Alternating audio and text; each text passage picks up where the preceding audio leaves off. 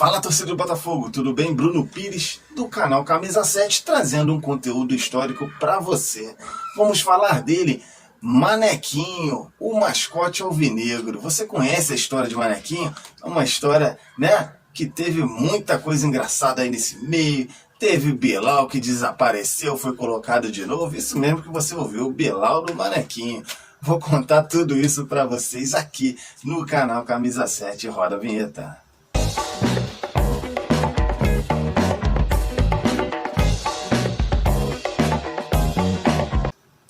Pois é, galera, vamos falar um pouquinho do Manequinho?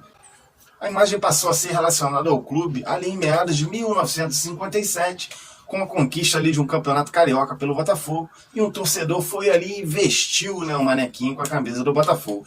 Dizem que por obra de Didi, que pagava ali então uma promessa ao jogador do Botafogo, meio-campista da seleção brasileira e do nosso Botafogo.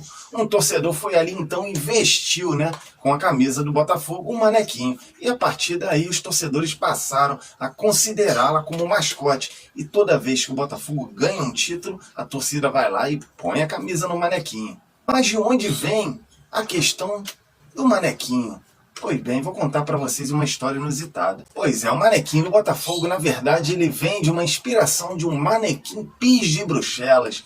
Pois é, que na linguagem popular de lá significa o garoto que urina. É uma história um tanto quanto inusitada. Conta-se que um burguês ali, abastado, bem abastado de grana, bem de situação financeira, ele se perdeu do filho. E 5 dias após, o menino apareceu nu, completamente nu, em uma praça lá em Bruxelas, urinando. O pai, então, quis fazer uma homenagem e pediu para fazer uma estatueta do menino, ali segurando o Bilal com a mão esquerda. Vamos contar as diferenças entre o manequim de Bruxelas e o manequim do Botafogo. No entanto, pensa-se erradamente que a estatueta do Manequinho, existente em frente à sede do Botafogo, seja de fato uma cópia fiel, né, do manequim lá de Bruxelas. Porém, tem algumas diferenças entre elas. A estatueta belga, né, é muitíssimo menor, possui ali aproximadamente 20 centímetros de altura, enquanto o manequim do Botafogo, de General Severiano, possui ali mais ou menos 1 metro de altura. A estatueta belga representa um menino que tem uma cabeça enorme, desproporcional ao corpo, enquanto o manequinho do Botafogo ele tem as proporções realmente de uma criança, né? Lá o menino segura o Bilalzinho com a mão esquerda e aqui o manequinho do Botafogo fica com as mãos totalmente livres.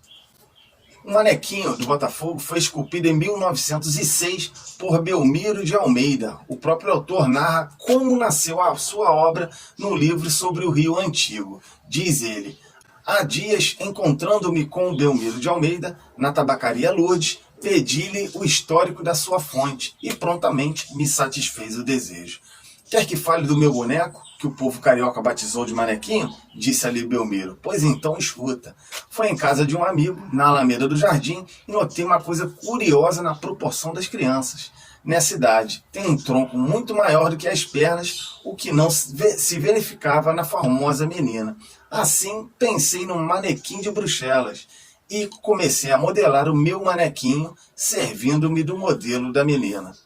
Terminado o trabalho e passando o gesso, pensei em fundi-lo de cera, né, e retocá-lo com bronze. Mas não encontrei, porém, na época, quem pudesse executar o meu desejo. E quando fui a Paris, em 1911, levei o referido gesso, que foi elogiado pelo professor Laverne e outros, em meu ateliê, a rua Bagneux 7. Nessa ocasião, recebi também a visita do saudoso Nilo Peçanha e de outros caros brasileiros. Ali mandei fundir em bronze a estátua, e quando retocava a cera, fiz as alterações onde achei conveniente. A primeira fundição perdeu-se no momento de ser vazada em bronze, e depois ainda fundi outro exemplar, em cuja cera modifiquei a expressão do rosto.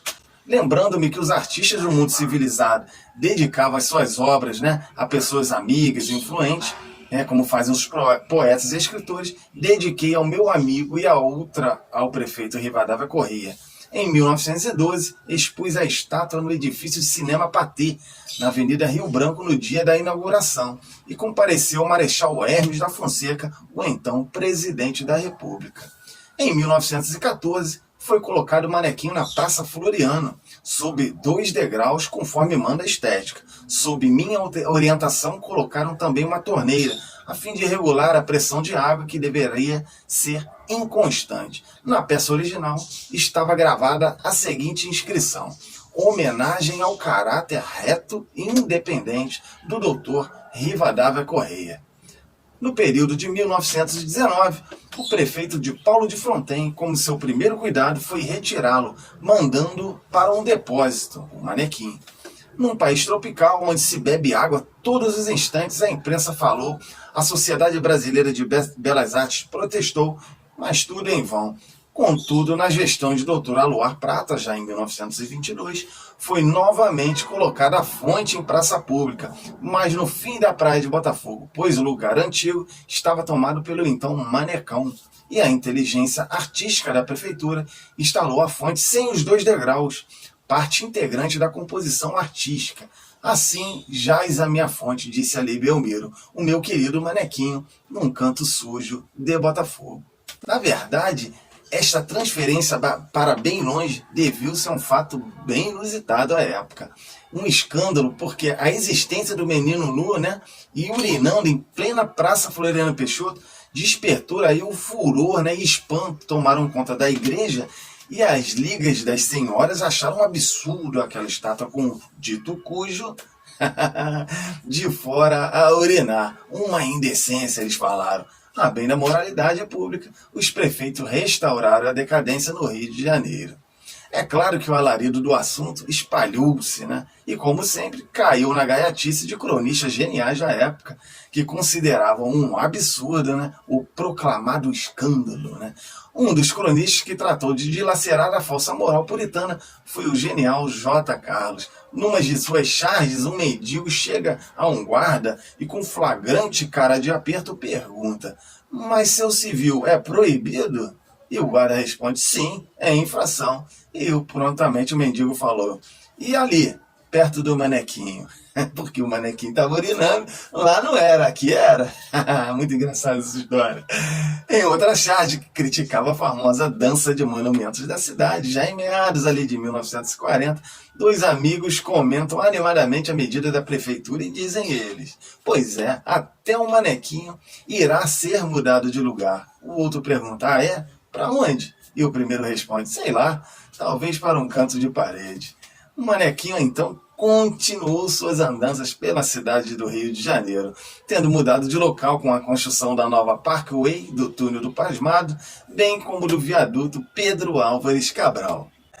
E a cena do manequinho continua. A adoção do manequinho como símbolo do Botafogo, de futebol e regatas, só ocorreu ali definitivamente em 1957, com a conquista do então Campeonato Carioca. Consta que em 1948, um torcedor havia vestido o manequinho com a camisa alvinegra em comemoração do Campeonato Carioca conquistado naquele ano, mas somente com Didi é que o ritual de fato se consolidou.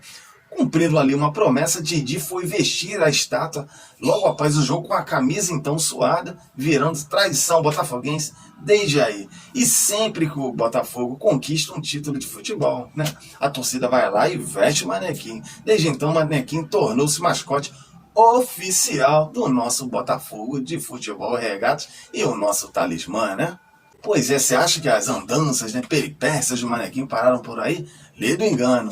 Ali, em meados de 1990, a estátua foi furtada e destruída. Uma nova foi então executada pela fundição de Amadeu Zani, a partir do molde original de Belmiro de Almeida e instalada em 1993.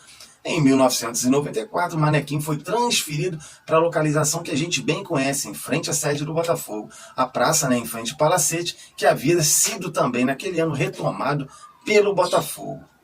Mas as atribulações do manequinho não param por aí. Diversos atos de vandalismo foram perpetrados contra a estátua, desde capações até o furto dela em 27 de julho de 1990.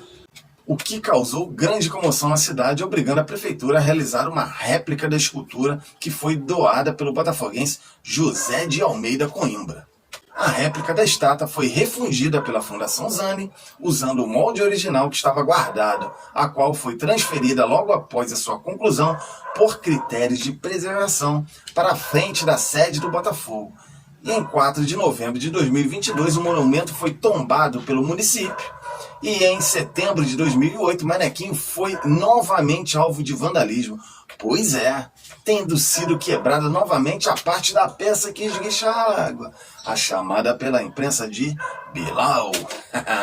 Na data de recolocação do Bilal, o Botafogo de Futebol e Regatas então assumiu de fato a posse do monumento. Espero que vocês tenham gostado. Manequinho, né? Idas e vindas. É um monumento ali, é um mascote querido demais pela torcida do Botafogo, não é verdade? Obrigado a você que chegou até aqui. Deixe seu like, curta e compartilhe com seus contatos. Mais um conteúdo histórico para você, com muito carinho aqui, feito pelo Camisa 7. Valeu, um abraço, fui!